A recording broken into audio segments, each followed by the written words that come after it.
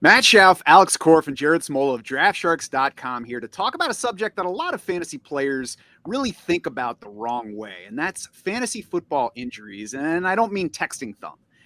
Everyone has players they view as injury prone, and there are guys every year that are more likely to get hurt than others. But when most people say injury prone, they just mean a guy that has been hurt recently. If you broke your left fibula 2 years ago and then you tore a shoulder labrum last year, you're not injury prone, you're unlucky. So that's why we have the Draft Sharks Injury Guide with the Injury Predictor to point out the players that are true injury risks heading into the season, guys that maybe should make you adjust your draft strategy or at least get some insurance behind them. Alex, can you give us some of the basics on how this Injury Predictor does its work?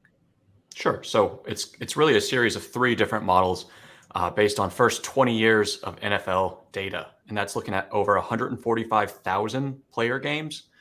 It's just a lot of data. On top of that, 7,600 NFL injuries are tracked in our database. It's the most exhaustive NFL database in existence because we just spent a lot of time and effort putting these in. From there, we can look at 1,070 different seasonal variables, things like collisions, the height and weight of the player, the age of the player, all of those things to look and fit those with 191 different injury types.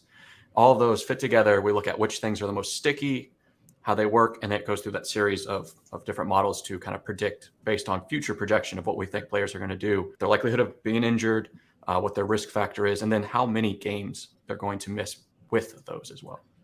And of course, when you say exhaustive, it means there's a lot of stuff in there. We hit on basically everything we possibly can. And sticky is what actually means something from one year to the next. So we're looking at what matters. We're not just throwing everything in there and then guessing on that, right? No, definitely not. Like Burrow had his appendix out. That really had nothing to do with anything, right? That's just a weird injury. But if you don't account for that, he's not injury prone because of that. You have to know which ones matter, which ones correlate to future potentially injuries. And the way it spits out the results is a few different categories. Probability of injury in the season is probably the main one. Then we've got projected games missed. We've got durability. Now, Jared, for me, probability of injury in the season is a number that for a lot of people, it's gonna give a percentage where you're like, oh crap, I really need to worry about this guy. It's important to understand that means the probability that they're going to miss at least 2 quarters of action. Now, a lot of players miss that amount of time during the season. So if you look through and you're like, no way are all of these guys that likely to get injured? Yeah, they are. It's not saying that all of these guys are going to miss 8 games or tear an ACL. It's saying they're probably going to miss some time. Yeah, it's a good reality check to remind yourself how often guys get hurt, right? Especially now, it's been 6 months since we've seen NFL football, so you can kind of forget how prevalent injuries can be. So it's good reality check. It's also interesting too to me that the probability of injury and projected games missed, it's not a 1-for-1 relationship. You'll see some guys with a higher probability and a lower projected games missed, and vice versa. So it's interesting to have two different data points to kind of consider as you're going through drafts, going through waiver wires, going through trades, whatever it might be. Yeah, and Alex, I think that's probably something that might confuse people a little bit. If one guy has a higher injury probability, but another guy has much higher projected games missed, what's kind of feeding those two things that would make that difference? Yeah, it's a lot of the time it's the type of injury that it's kind of projecting them to have. If you, I don't know, just get a Charlie horse or whatever, you might miss a quarter. That happens a lot, right? Running backs are going to get kneed in the quad or something, and it hurts. And then you get back in there.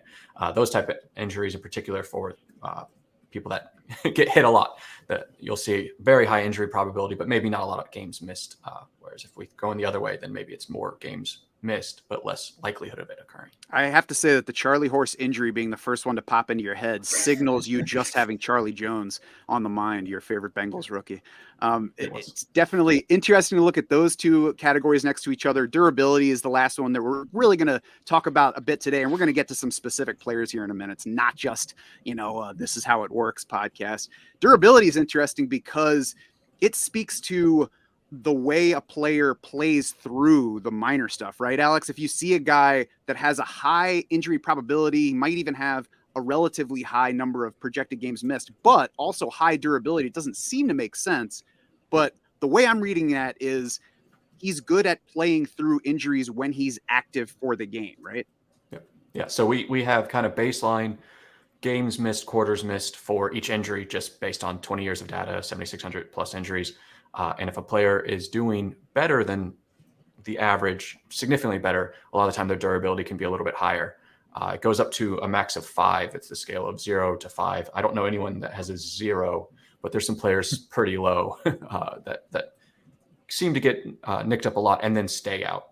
One of the numbers that you don't see, but is kind of correlated to that, is susceptibility, where how susceptible players are to injury, how often they are getting injured per game, per season, per careers. And because I know people are wondering this out there right now, Evan Engram is not a 0 in durability. It's higher than that. But there is quite a range, and you'll see all of them on the Injury Predictor site that I had up, or Injury Predictor page. Sorry, that's within DraftSharks.com. You'll see the different durabilities for the players, as well as the other categories that I talked about. So now let's get to some specific players, Jared. And I think it's interesting to start at quarterback, because a lot of times quarterbacks are relatively low in injury probability versus the other positions. They don't carry the ball as much. You think they get hit a lot, but they stay fairly healthy relative to the other positions. But that said, Justin Fields is way up there with an 89% injury probability this year, highest among starting quarterbacks. Yeah, 2.5 projected games missed for Justin Fields. And by the way, you will see those projected games missed baked right into our projections. We use the number that the Sports Injury Predictor algorithm gives us in our projections. It's a high number for Fields. I think you alluded to it though, Matt. These rushing quarterbacks, you're going to see their injury probabilities and their projected games missed be higher than the pocket guys. Now, the one exception, interestingly, is Josh Allen, who we project for just half a game missed this season. But again, Justin Fields, 2.5 games projected missed. Jalen Hurts, 2.1. Lamar Jackson, 2.2. Daniel Jones, a running quarterback, 2.5 projected games missed. So it just kind of comes with the territory. I mean, we like these running quarterbacks. We know they're super valuable in fantasy, but they are generally going to be higher injury risks than the guys who aren't, taking off and taking those extra hits. And beyond Justin Fields and running quarterbacks, that's just a good note to take into account. Of course, we look at injury history for a player and the types of injuries that a guy has suffered. But the more you run with the ball, the more likely you are to get hurt. Even if you have not been hurt to this point, it's just more hits. You're more likely to get that unlucky shot that knocks you out. So Justin Fields, high among starting quarterbacks, not really shocking. Tua Tagovailoa is the only one that's even close to him. 2.5 projected missed games for Justin Fields. We'll go back over to the page to just kind of show a little bit what that looks like. When we sort by the injury probability, Justin Fields sitting there second at 89%, 2.5 projected games missed in the second column. Probability of injury per game, basically just the overall probability divided by the number of games. And then we see that durability I was talking about, 5.0. Alex, we don't have a whole lot of NFL data on Justin Fields yet. He's still early in his career, but he's done well at playing through issues when he has been in the game, and that's what that's indicating. Yeah, it shows that. I mean, even you can look at his show history and see some of his injuries that they weren't insane. It's not like he stayed out just to stay out. A lot of them were even happening before he got to the NFL. If you look at them, because we're degenerates and we go all the way back into, I've seen some from high school injuries you guys dig up and add to that system.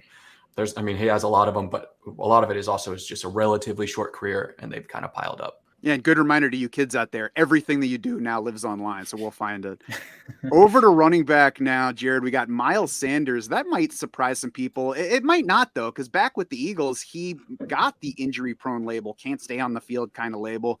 His injury probability, 77%, so that's not enormous among running backs, 20th among running backs. There are 7 to 8 other lead backs ahead of him, depending on how you want to define lead backs, but he's a little higher on the projected games missed scale. Yeah, 3.4 projected games missed for Sanders. And why he's interesting to me is because even I've had trouble sorting through these like round 5 or 6 running backs, right? Miles Sanders, Alexander Mattison, Cam Akers, J.K. Dobbins. They all, I think, look like good volume bets. And, Sanders in particular, really the contract he signed with Carolina, I think makes him a safe bet for volume. But, trying to sort through these guys, someone like Sanders, among those round 5, 6, 7 running backs, Sanders has the second highest projected games missed, behind only, no surprise, James Conner, who comes in a bit higher than him. But that's kind of if you're deciding between two of these closely ranked running backs, maybe you use Sanders' projected games missed as a tiebreaker against him. Yeah, and it's important to think about how we look at these. Just because he's high on that projected games missed doesn't mean we're saying don't take Miles Sanders, because these are just projections. I mean, he could miss 0 games. He could not get hurt at all. But not only do we have some injury history here, and I'll share that screen again because we have all the injuries behind him, and it has been a lot of lower body injuries with Miles Sanders. But another key change for him this year is going to Carolina. We've got him projected for a lot more work than he has typically gotten in an Eagles season. Some of that was missed games, but another part of that is just what the backfield looks like. He's got the Carolina backfield much closer to being his to own than he did in Philly, where he spent a lot of his time being part of a committee. Yeah, for sure. And Alex, correct me if I'm wrong, but projected touches in the coming season is a pretty important variable in these injury predictions, right? Yeah, absolutely. So it kind of determines their susceptibility based on their past. The fact that we have now increased his workload by at what 20%, 15%, something going from splitting it to not means that's probably maybe over projecting his injury risk, because it was fit to not a part-time role, because he was still, but I mean a more part-time role than what we're expecting now. So it'll be interesting to see if he kind of bucks that trend and it doesn't work. That's always the tricky part, especially with his running backs. Is like we want guys that are going to get a bunch of touches because we know that's what correlates to fantasy production, but more touches also means more injury risk. So it's tricky. It's also worth noting that Sanders is going a little bit later than a typical, workhorse level running back, and we can argue about what exactly that means. But if he were going in round 2 or 3, I think it would be a little bit more worrisome than if he's going in round 6 or 7. Wide receiver, Jamar Chase and Tyreek Hill were definitely two names that surprised me when I looked at our injury projections. 86% injury probability for Jamar Chase, 91% for Tyreek Hill. That ranks 13th and 7th respectively among all wide receivers. Jared, are you worried about these guys after seeing that in a way that you weren't before, or is there still room to overlook those? Yeah, it's interesting because I think one of the biggest arguments for taking wide receivers in the first round and even early on in drafts is, people say they're less injury prone, they're lower injury risks than running backs. And I think in general that is true. But in these two specific cases, I mean, if you look at players with round 1 ADPs right now, Chase and Hill have the tied for the second most projected games missed. Christian McCaffrey comes in as the top with 3.0 projected games missed, but then it's Chase, Hill, Saquon Barkley, Bijan Robinson, and Jonathan Taylor all tied with 2.4 projected games missed. So the safety argument doesn't really work in favor of Chase and Hill. Now, the other thing I'd say is that, again, we have baked these projected games missed into our projections. And Jamar Chase still comes in as the number 2 overall player in PPR. Tyreek Hill still comes in as the number 3 overall player in PPR. So I'm still taking those guys there. It's also worth noting that those 2.4 projected games missed for each of those players ties them for 43rd. There are 42 wide receivers that have more projected games missed. So, a lot of those are down the roster, late in draft types, but there are obviously plenty other starters ahead of them in that particular category as well. Alex, did anything about the injury profile of Chase and or Hill surprise you? Yeah, they came out a little higher than I anticipated when we were looking at everything early. I expect a lot of it's related to the injuries that they have had. We're looking at some lower body stuff for both of them, which is, Chase's was a unique one last year where it was his hip fracture. Yeah. So that might be leading to projecting it this year. I would say if they both stay healthy this year, I would see those numbers go down next year more than likely. But they've all missed a couple of quarters every year. That's just kind of the name of the game. And hopefully that's hopefully all that's going to happen. And let's hope that Jamar Chase was working out with Shakira this offseason to get his hips in order. We'll move on to tight end. And George Kittle is probably a name that people are not surprised to hear because he's one of those guys that you might look at as injury prone. 89% injury probability for him, Jared. So if you are expecting to see him high, it came out that way. Only Taysom Hill and Pat Freiermuth have higher injury probabilities than George Kittle. Taysom Hill, at least in part because of the projected carries for him. George Kittle, though, easily ahead of Pat Freiermuth in projected games missed, 3.4, which is a full game ahead of Freiermuth, second highest at the position, behind only Zach Ertz, who of course is coming off an ACL tear. So you would expect Zach Ertz to rank high in that projected games missed category. What's this mean for George Kittle? Well, I've been calling Kittle overvalued all offseason. And, before the 2023 injury predictions came out, I had kind of been using injury history as an argument against Kittle. Nice to see the numbers actually come out and kind of confirm that he is, a higher injury risk than average among tight ends. Yeah, and I talked about guys that have just been unlucky lately. He's missed 5 games over the past 2 years. Just one of George Kittle's 6 seasons has included no missed time. He's missed multiple games in each of the past 4. And that injury history is a lot of lower body stuff. A groin strain last year, knee and calf in 2021, foot fracture, knee sprain in 2020, a hamstring in August of that year, knee in 2019, ankle and hamstring in 2018. And, if you want to know this injury history on any of the players, type in the player name, type in injury history into Google. You're likely to come up with these injury predictor pages showing that full history, and those types of injuries matter.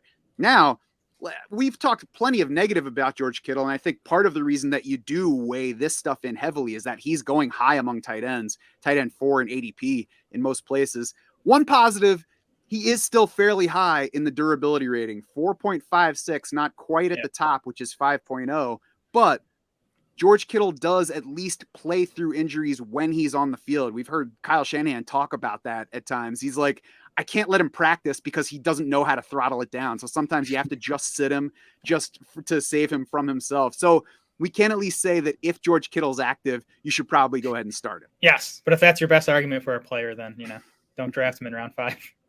That's right. The Injury Predictor is a subscriber feature on draftsharks.com. If you're not yet subscribed for some reason, you can head over, you can preview a couple of the pages to see which players beyond the guys that we named present the most risk for 2023.